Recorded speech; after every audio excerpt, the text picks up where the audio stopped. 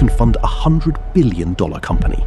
Before you write an angry comment about corporate greed, slow down for a second.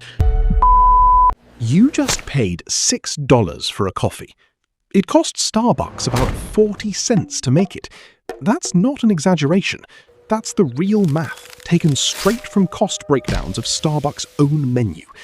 Nobody hands you that receipt at the counter. If they did, you'd never look at a latte the same way again. But here's the part that'll really mess with you. That massive markup almost wasn't enough to save the company. Stick around, because the real story isn't the coffee. It's the other $5.60. Here's the short version before we go deep. Starbucks isn't really selling coffee. It's selling 20 minutes of feeling like you belong somewhere. The coffee is just the ticket price to get in the door. To see how that trick actually works, we need to open the real receipt. Not the one they print, the one their accountants use. Start with what's physically inside your cup. A standard drink uses about 15 grams of ground coffee. At wholesale prices, that's roughly 26 cents. 4 ounces of milk adds 9 cents.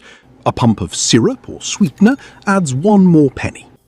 Add it up and you land around 36 cents. Round it up and you've basically got the number in the title.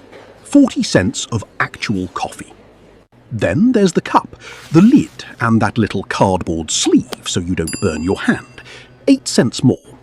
The entire physical product, the part you can taste and hold, runs about 44 cents. You paid $6 for it. On paper, that's a gross profit north of 90% before a single employee even clocks in. For comparison, if you brewed that same coffee at home yourself, you'd land at almost the identical number, 40 cents, give or take. Starbucks isn't running some secret cheap bean trick. The coffee really is that inexpensive to make. 44 cents only covers what's in the cup. It doesn't cover getting that cup into your hand. Someone still has to grind the beans, steam the milk, and spell your name wrong on purpose, apparently.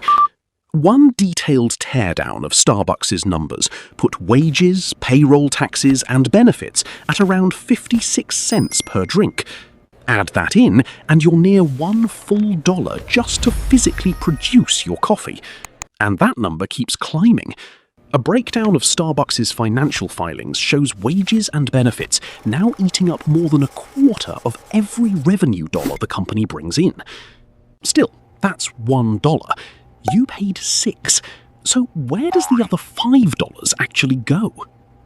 This is where it gets interesting. Starbucks doesn't put stores where rent is cheap. It puts stores exactly where rent is brutal. Subway entrances, office lobbies, university plazas, airport terminals. One well-known breakdown of a single Manhattan store right next to a university put the annual rent at over $800 per square foot, just for the floor space. Analysts have a name for this.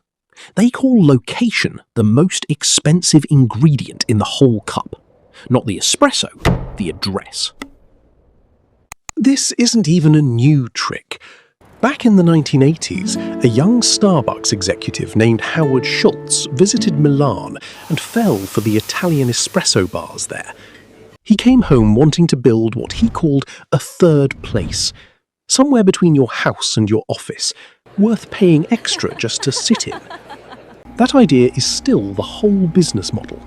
You're renting the chair as much as you're buying the drink. And Starbucks leans on that loyalty hard. In the UK alone, reward sales jumped 45% last year and now make up 42% of everything the company sells there. Prepaid, points-chasing regulars who've basically pre-committed to keep coming back. Now, stack on everything happening far away from the counter. Marketing campaigns, app development, store design teams, corporate salaries, legal departments, executive pay. A breakdown of Starbucks' financial filings shows product and distribution costs alone eating up about 31 cents of every revenue dollar. Occupancy adds close to 9 more. Add labour, rent, ingredients, and corporate overhead together, and that insane markup starts looking a lot less insane. And here's the part almost nobody talks about. Even with all of that built in, Starbucks spent years watching its actual profit shrink instead of grow. Before the pandemic, the company routinely kept 15 to 18 cents of operating profit on every dollar of sales. By the summer of 2025, that number had fallen to just 9.9 cents, less than 10 cents of profit on a coffee with a markup north of 1,000%. Stores were packed, prices had gone up, and Starbucks was still making less money per dollar sold than it had in years. A giant markup on paper means nothing if rent, wages, and coffee prices are all climbing faster than you can raise prices to match. Green coffee prices alone jumped more than 35% since last August. That was the mess waiting for Brian Niccol when he took the CEO job in September 2024. Niccol had already turned around one struggling chain, Chipotle. His bet at Starbucks was almost embarrassingly simple. Stop acting like a fast food counter. Start acting like a coffee house again. Baristas came back to the bar instead of hiding behind a wall of mobile orders. The menu got smaller. Ceramic mugs came back for anyone staying to sit down.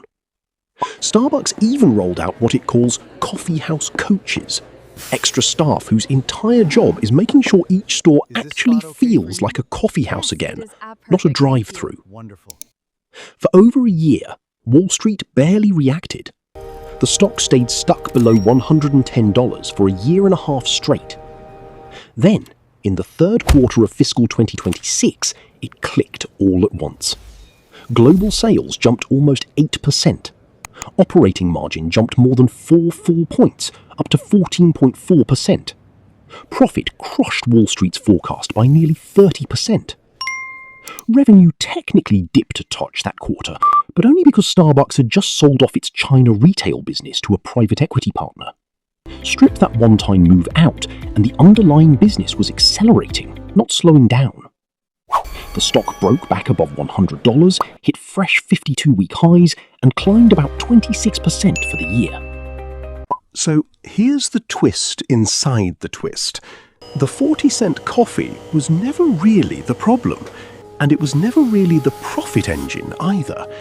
The actual product Starbucks sells is the 20 minutes you spend in that chair, on their Wi-Fi, feeling like you belong somewhere.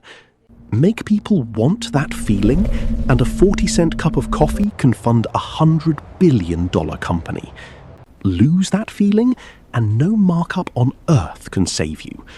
That's the real economics behind your $6 coffee. Not the receipt, the psychology sitting quietly behind it.